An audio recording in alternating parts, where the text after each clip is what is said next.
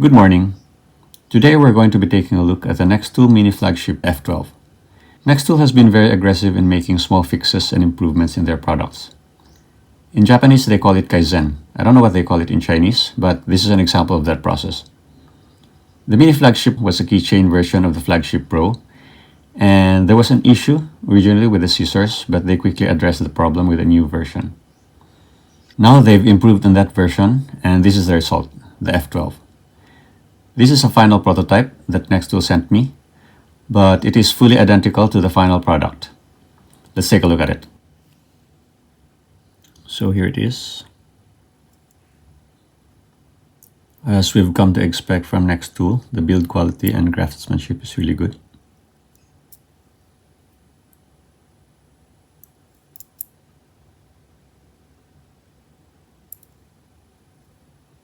So let's take a look at the pliers. So here we see the first improvement. So these are chunkier pliers. So here they are compared to the previous version. The tip is not as precise as I would want it. Maybe it's because this is just a prototype. And then you have the long nose here, the bolt gripper, and the wire cutter for soft wires only. I don't think we should be doing any cutting with hard wires here. So yeah, the plier head is definitely improved, but I hope this is fixed in the production version.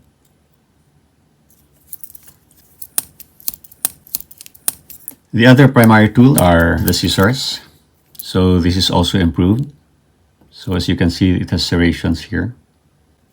It's similar to the serrations you have in medical shears, and it should cut better. So here it is compared to the previous version. So on the previous version, there are no serrations.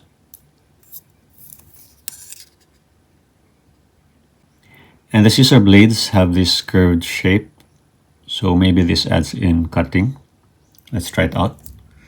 Let's start with cardboard. So this should be easy. And yes, it does quick work on the cardboard. Let's try on some webbing. And that was really good. Really nice cuts. I have this hard strap here used in packaging. And yeah, it does it also. Very well. There's this part that's doubled over, so let's try this. It's a little bit tougher, but it went through just fine. The scissors, as well as the other tools, are made of 5CR15 MOV, where it used to be 30CR13 on the previous version.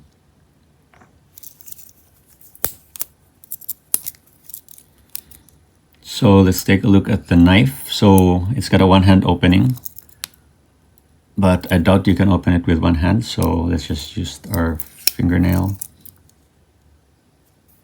So the knife is a sheep's foot and it's highly polished compared to the previous version, which is not. So here they are side by side. The older version has a more dull polish compared to the highly polished version of the new one. But otherwise they're the same. Fingernail nick. Basically it's essentially just a fingernail nick. The other change is this one has a liner lock, and there's a bearing here for the D10. So you press it in and it closes. On the other side, we have the file. So it's bigger and it's also locking. So you have a cross cut and a single cut. The texture is really aggressive, and you have a metal saw here. And at the tip, you have a screwdriver, flathead screwdriver. I don't think it's a chisel. Maybe if you sharpen it, it can be a chisel. But let's just say that this is a flathead screwdriver, and maybe even a light pry bar. Here it is with the old file, and definitely there's a huge improvement.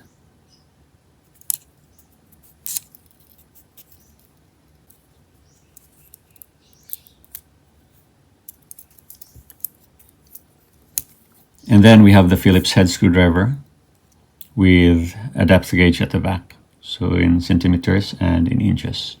So it's a 2.5D Phillips. Not as good as a 3D, of course, but this should work in a pinch.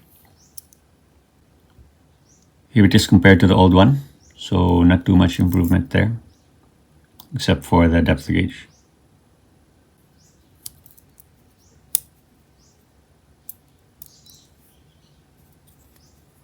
And finally, we have the bottle opener here.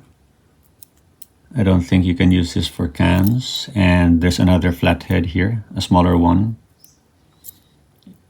Unfortunately, there is no can opener anymore, so that's what you lose for this one. And here it is with the old one. So I'll definitely be missing the can opener. And that's it for the tools. And then you also have this pocket clip here, which also has this keyring attachment. So you're more flexible in terms of how to carry this. You can put it in your pocket, inside your pocket, or clip to your pocket, or on your keychain. It also has this luminous block here. This should make it easier to find in the dark. And here it is in the dark. Not too bright, but it can still be useful. And that's it for my unboxing and overview of the NexTool F12. I'm really excited about this tool. I'm really excited about how NexTool iterates through their products. They're definitely competing well with established multi-tool makers such as Leatherman and Gerber, and it can only get better. So I'm really excited about how things are going in this space. Thank you for watching.